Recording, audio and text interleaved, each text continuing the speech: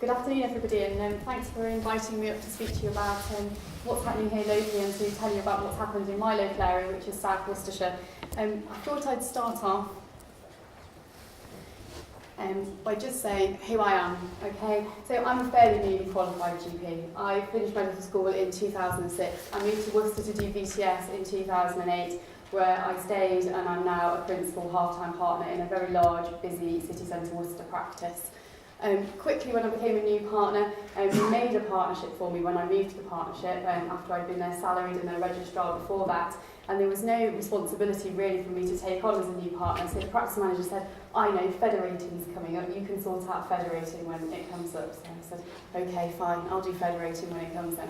Little did I know what federating really meant. I also got dumped with the LMC responsibility from my senior partner when I took over as well, so I'm also the Worcester City LMC rep. So that's politically putting me in quite a good place moving forward with federating and getting our agenda heard locally. I also work for the CCG, well I did before I did federating. I'm now rapidly declining my role with the CCG because federating is taking over, but I do two roles for the CCG. I work on the Women's and Children's work stream for them with redesign and new initiations and new projects. And I also lead on something called IQSP, which is a local initiative that we've got, which is very much aimed at improving quality and supporting practices. And that's partly with the CCG's aims of what they want to achieve in the next 12 to 18 months, but it's also from a practice point of view, what can we do to make life better for you? Because at the end of the day, I am a GP like many of you sat in this room. Yesterday, for a morning surgery, I saw 26 patients, I did 6 phone calls and I had 3 home visits. I got home at 5 o'clock on my half day. The federating stuff had to then wait till the evening, so I fully appreciate the pressures that you're all under. But there is a way, hopefully, that things can be made slightly better. And this is just a picture of my children as well, because I also have 2 small children to add into the mix of this.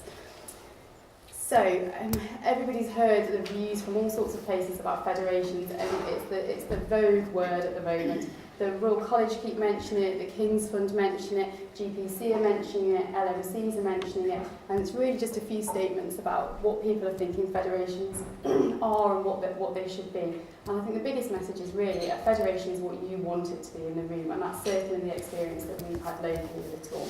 So what is a federation? I just quickly Googled this and had a look at a definition. I got 2 definitions, and it's really just an organisation that's made up of smaller organisations or groups that share similar aims or similar principles, and that's certainly what happened in the south of the county in Worcestershire where we are.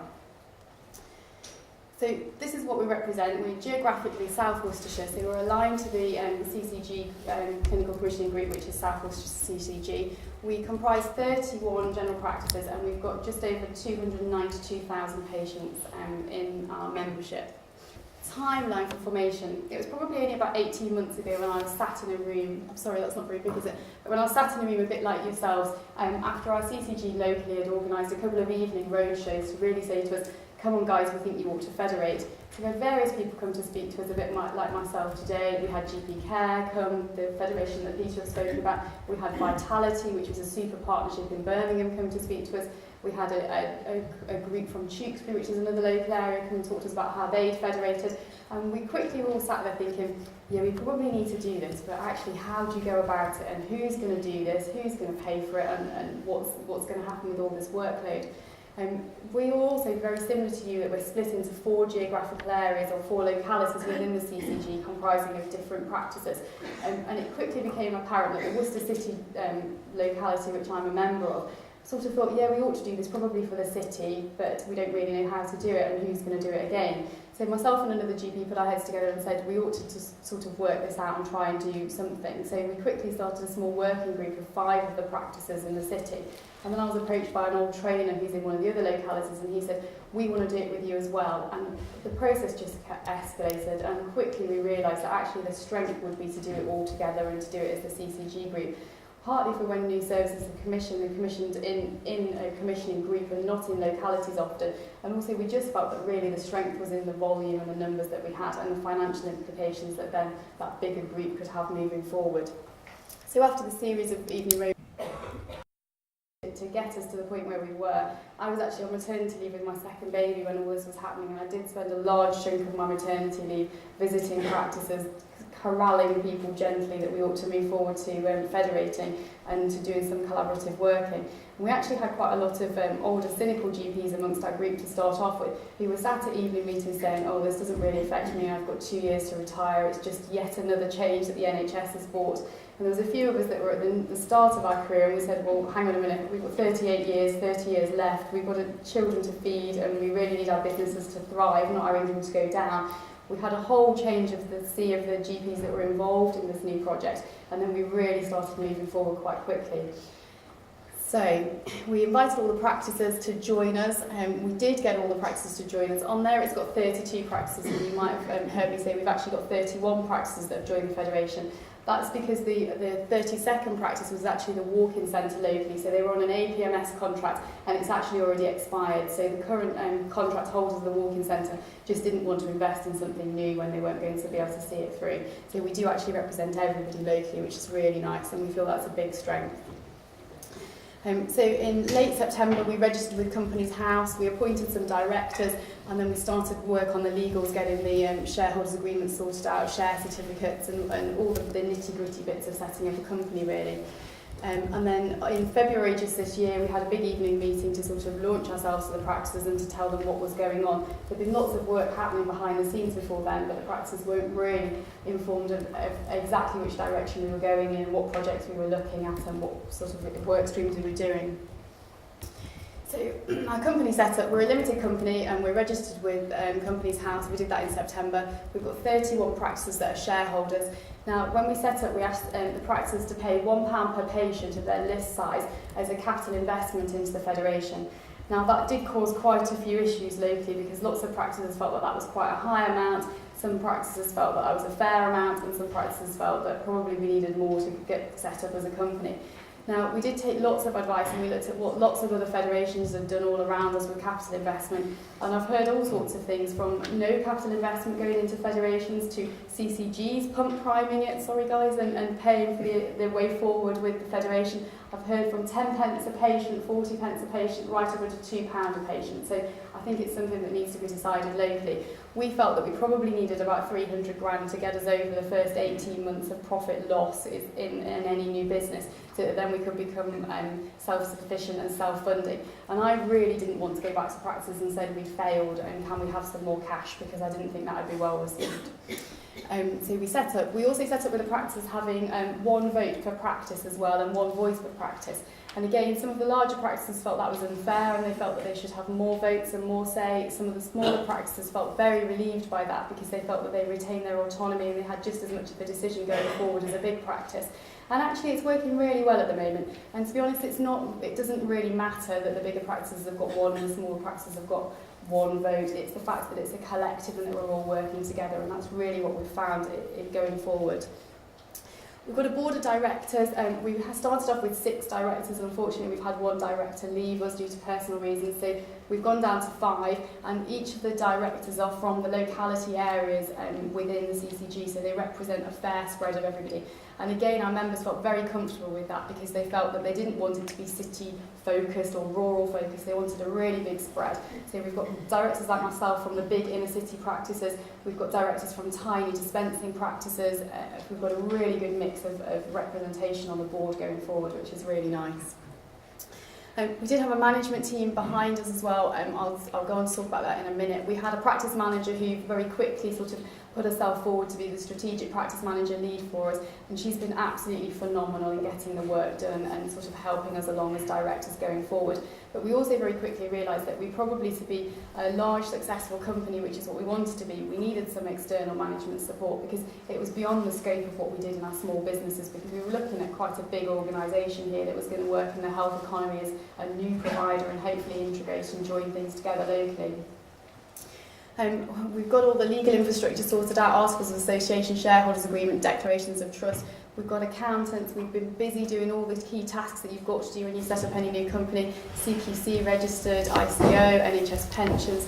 We've got an office. We've got the IT infrastructure. we've got a website, we had some corporate imaging done, we had some branding done, and you can see our logo there. And that's really fit us as a key player locally, because everybody else has started to take us seriously now when things are coming out on headed paper, and you can refer to the website and things. And it's those small messages to the Health and Care Trust or to the Acute Trust that we are here and we want to shape our future, and we want to hold and be responsible for what's happening in primary care. We don't want to be told what's going to happen. So we outsourced the management support, and we actually had a beauty parade when we looked at the management support, and we probably interviewed about 6 companies and individuals to provide this. And we felt that because we'd only got the 300,000 capital, we really didn't want to spend 120 grand of it straight away on a CEO or a management consultant that was going to work for us full time. And actually we didn't know what the workload would be and whether that would be a waste of time or a waste of a resource. So we outsourced it to a company called Neonavitas, which basically was a management company that helped us with all of those bits there. And they've very much done our business planning and our structure and really helped us get off the ground in the early days. And they've been fundamental to us getting our first few contracts and helping us with the bidding process and the tendering process. So, introduction, as I've said, we've got 5 directors and their names up there. They're all GPs, and we've got the strategic practice manager that sits on the board with us. Adrian is from Neonavitas and is the external business support that we've got. We've also taken on some finance support recently to help with the forecasts and the project planning for the projects that we're doing. And we've very quickly got an administrative and an office team as well now to do some of the behind the scenes work, which is working very well. We tried to set up, as Peter said, to think about what are our values, why are we doing this, and what do we want to do. So we had an away day as the directors, and we thought, what do we want to achieve from this federation, and what do we want to be, and where would we like to be in 5 years. And we really do want to be patient-centred. Like, we want to make the patient process better in South Worcestershire. It's quite fragmented, there's lots of waste, there's lots of repetition, and we want to own that system and make it better for patients and for practices going forward. And we really want to have a high quality of care. We all sit there and get moans and grumbles from patients, from our own service within practice, from the Acute Trust, and from all sorts of other providers. And we really wanted to try and stamp that out and try to help shape things going forward. We're very aware that the new models are the transition, and that currently everybody wants everything to come into primary care. Primary care currently does 90% of the workload of the NHS for 7% of the budget. So something's got to change. We're all frazzled and we can't carry on in the way we're doing. So we wanted to take our own destiny into our hands and control it by designing the system locally and helping to shape what comes out, when it comes out, and how we can integrate it and how we can make our lives better with it. And general practice is phenomenal. We've got hundreds of years of experience of general practice and working as autonomous individuals in the community. And we want to keep all the things that are good about general practice, but just help with all the things that aren't so good that have crept in over the last couple of decades. And to provide capacity and financial assistance to our member practices, because that's just a big bugbear for the practices. We can't do it. We haven't got the time. We haven't got the staff. We don't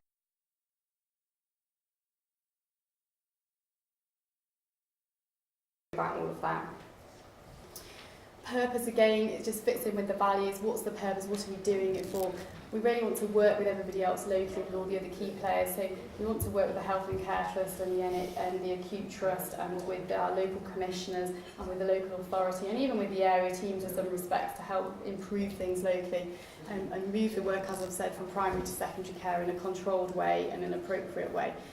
We've also had lots of the social and voluntary sector groups wanting to come and work with us as well. We're looking into doing some work on alcohol locally, and we've had an independent voluntary organisation come and ask us to partner them with us on a local bid, and that's working exceptionally well and going well locally. So there's all sorts of things that are hidden behind it all. We want to be an organisation that the public will trust. The other reason when we set up as well is we set up as a limited company, partly because we looked at all the other routes, and we decided for us that a community interest fund wasn't the way forward, because actually our income is at threat in general practice, and we're not under any illusions that there is lots of money to be made in primary care at all. But if we can help the financial pot somehow by making services more efficient and redirecting people, if there's some money to come back to practices, then we wanted to take control of that and to pump prime anything that came back in then for services or to help with the practices running. And this is just the vision that we've set up to help us forward with our projects. So as a company, we're very much set up into two streams. So if you can imagine that we've got a practice support arm and we've got a service redesign and business arm. So far for the practices, what we've done in the last 12 months is we've negotiated a defence union subscription for all our GPs, and we've saved £200,000 per year on asking our GPs to voluntarily move to the new federation scheme, which has been really well received because it's income directly back into your pockets as GPs. We've also done some group bulk buying of vaccines and travel vax and flu vax, which is saving the practices income and getting better deals. And we've got all sorts of other group buying schemes going from gas and electricity to waste removal to shredding and all sorts of things that's happening. We've also negotiated a deal with Clarity, which is the appraisal provider locally, and we've got a really good deal for our GPs that's a reduced rate, again, that's on the federation name, and all everybody's had to do is just agree to sign and move forward. And it's been voluntary, so we've had some practices where everybody's moved to do this, we've had some practices where nobody's moved to do it, and again, you can pick and choose on all these things, so they're there for practices, but you've not got to do it. So if it doesn't suit you in your practice, fine, that's okay. If the next one does, brilliant. If it doesn't, it doesn't. And we very much asked our practices to tell us what they want us to do as well and how they want us to move forward. I go to the practice managers meeting on a monthly timetable, and the last time we were there, the smoking cessation tender came up and they said, do it for us. So we did. We did one smoking cessation tender for them, and then all 31 practices just used that to win the tender if they wanted to. So that was a really good bonus for reducing the workload in primary care. We're also looking at locum banks and form filling and returns and things for practice support. We're well aware that the GP recruitment and retention issues and that we just don't have the GPs and the practice nurses there anymore. So we're looking at how we can work smarter together and how we can utilise our locum systems out and how we can integrate it and how we can make our lives better with it.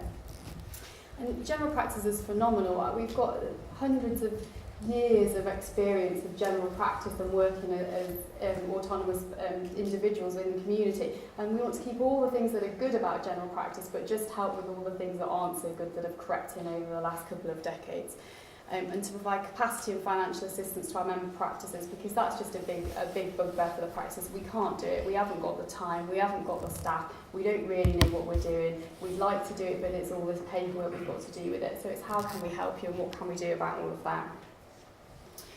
Purpose, again, it just fits in with the values. What's the purpose? What are we doing it for? We really want to work with everybody else locally, with all the other key players. So we want to work with the Health and Care Trust and the Acute Trust, and with our local commissioners and with the local authority, and even with the area teams in some respects, to help improve things locally and move the work, as I've said, from primary to secondary care in a controlled way and an appropriate way.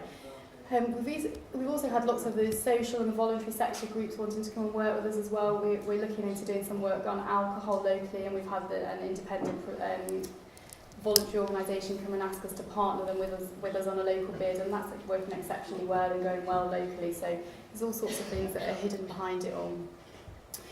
We want to be an organisation that the public will trust. The other reason when we set up as well is we set up as a limited company, partly because we looked at all the other routes, and we decided for us that a community interest fund wasn't the way forward, because actually our income is at threat in general practice, and we're not under any illusions that there is lots of money to be made in primary care at all. But if we can help the financial pot somehow by making services more efficient and redirecting people, if there's some money to come back to practices, then we wanted to take control of that and to pump prime anything that came back in then for services or to help with the practices running. And this is just the vision that we've set up to help us forward with our projects.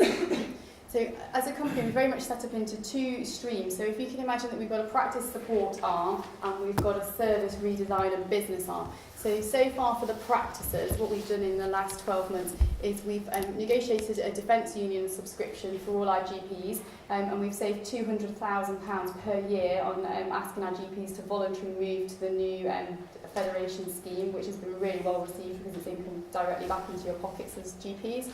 We've also done some group bulk buying of vaccines and travel vax and flu vax, which is saving the practices income and getting better deals. And we've got all sorts of other group buying schemes going from gas and electricity to waste removal to shredding and all sorts of things that's happening. We've also negotiated a deal with Clarity, which is the appraisal provider locally, and we've got a really good deal for our GPs that's a reduced rate, again, that's on the Federation name, and all everybody's had to do is just agree to sign and move forward. And it's been voluntary, so we've had some practices where everybody's moved to do this, we've had some practices where nobody's moved to do it, and again, you can pick and choose on all these things, so they're there for practices, but you've not got to do it. So if it doesn't suit you in your practice, fine, that's okay. If the next one does, brilliant. If it doesn't, it doesn't. And we very much ask our practices to tell us what they want us to do as well and how they want us to move forward.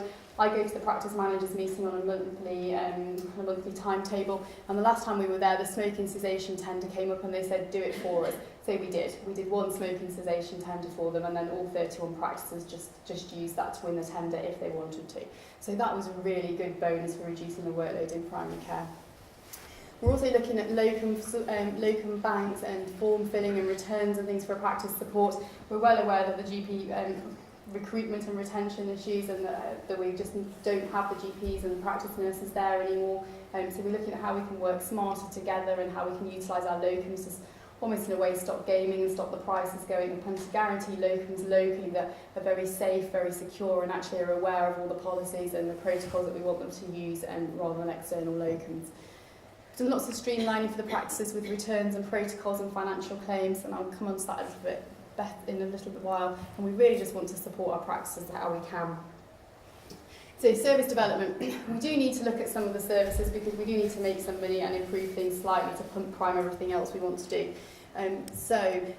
We have looked at a number of services so far, including the enhanced services, which we were in pools for not long ago. So we've been awarded the entire enhanced service bundle from our CCG worth £2.6 million, and we're in the process of managing that for the practices and helping them with their claims and upskilling them locally to improve delivery and aid them to take in more services to better improve patient care and also to aid them financially.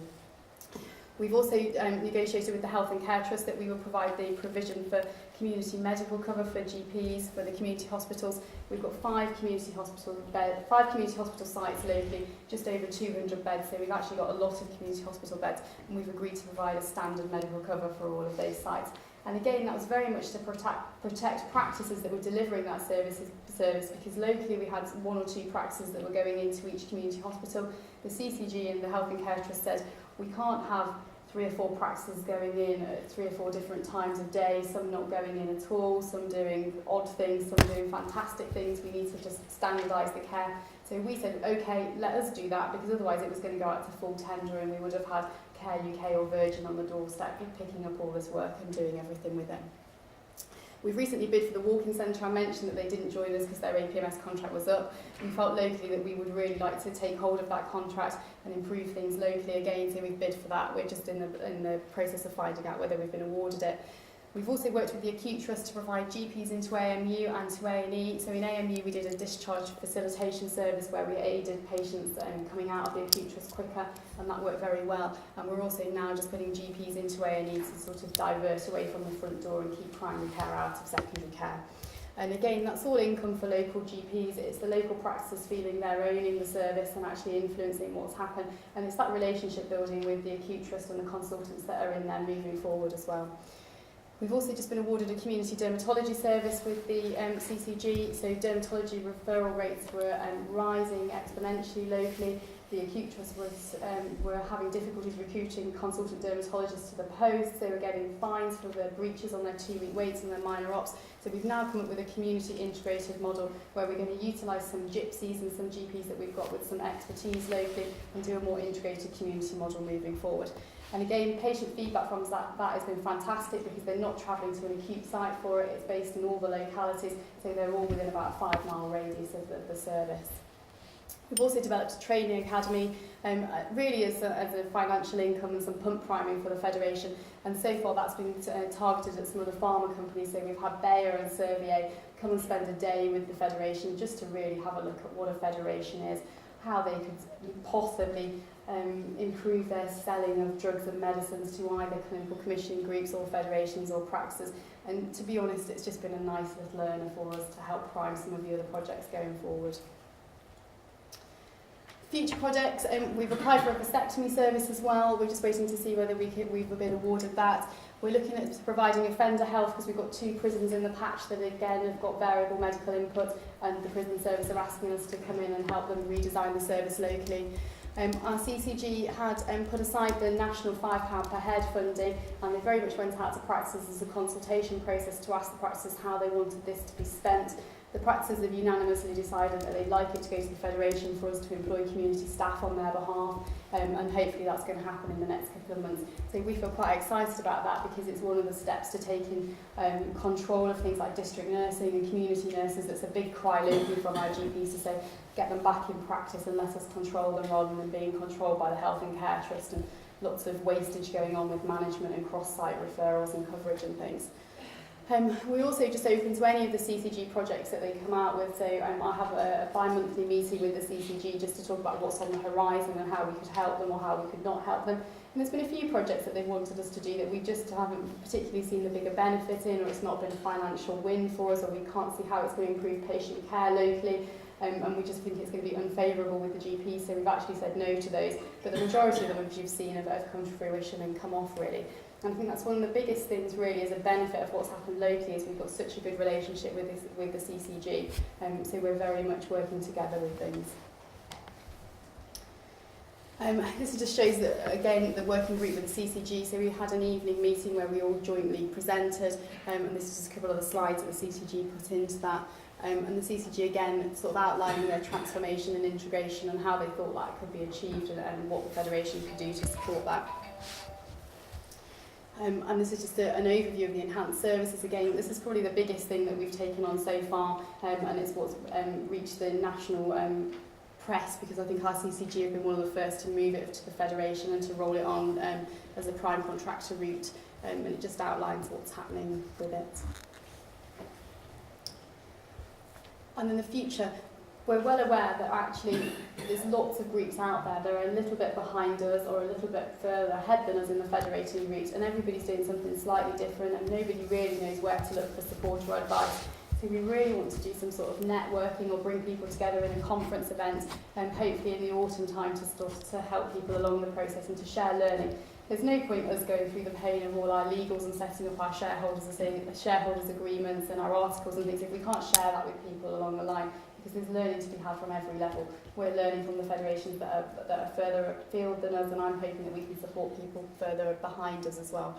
So if there's anything that we can help with or anything that we can support with, the numbers are there, and please contact us either through PCC or through the CCG. Any questions? Welcome everybody, and thank you for listening to me. I'm going to not have any slides, so you need to just have a look at yourselves or at me. I'm going to just tell you briefly about the journey we started in Chapeltown, and I've only got one sheet of paper, so it's not going to be too long. I'd be glad to know. So just to explain to everybody that we're a small group of practices, small practices, and clustered around a relatively well-defined part of the Leeds town. Mostly in the city field, many pockets of unmet need, lots of deprivation, large diversity, loads of mental health issues, and plenty of alcohol and drugs in the patient. We're a mixture of PMS and GMS practices. I think we have premises issues. Some of the premises that we perhaps feel are not fit for purpose, and we don't accept that. Otherwise, well-run practices.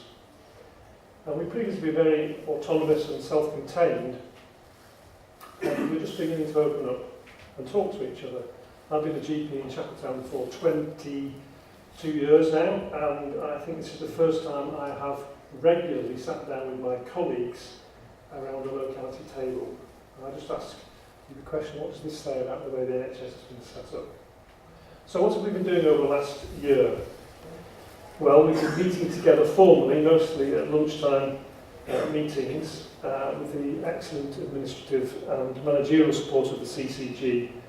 And I have to thank them for that, because I think that's been a significant factor in our success. Meetings open to GPs and practice managers, which feels about right at this present stage.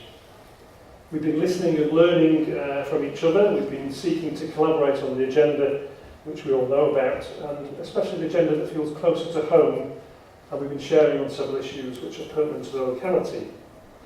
We've been using the time to troubleshoot problems, to suggest solutions, and to negotiate with our stakeholders, such as NHS England, and look for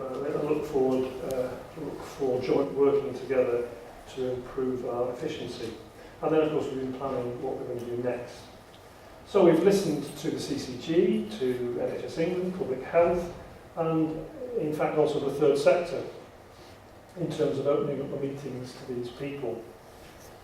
We've agreed to share and trial stuff together.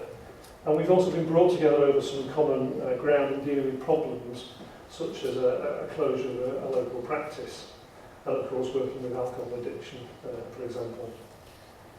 So what would we like to do? Well, we're keen to broaden the approaches now into the wider commissioning agenda and long-term condition care. And we recognise this is obviously going to take up time and resources. So again, I ask the question, where will this come from? We want to have a collective voice at the table and influence what happens at the top table, for example. But how do we set up our group to do that as a locality? We are looking at some of the shared learning that we can do and development. So we're planning to start these fairly soon, and the first clinical sessions have been planned around integrated care, HIV, and then we're also looking at using our time to help admin staff on team building and call handling. And finally, we're asking ourselves how the individual practices manage such issues as improving access to and maintaining similar levels of care. And again, perhaps now the big question for us all is, how do we look at our present systems and set up and work on locality change through our shared functions and staff, as we've already heard. Finally, our question to the audience, I suppose, which will lead us on nicely to our discussions now: how can we incrementally work towards a type of federation, let's say, in Chapeltown or any of our localities in the North CCG? How quickly do we need to do this? And what's it going to look like? You've heard one example, of course, but what's it going to look like in our patch? And I suppose I'll finish off with something that's in the news recently. Are we going to hear, of course, from the head of the NHS that he now likes small practices as units of delivery and be told not to merge, federate or collaborate?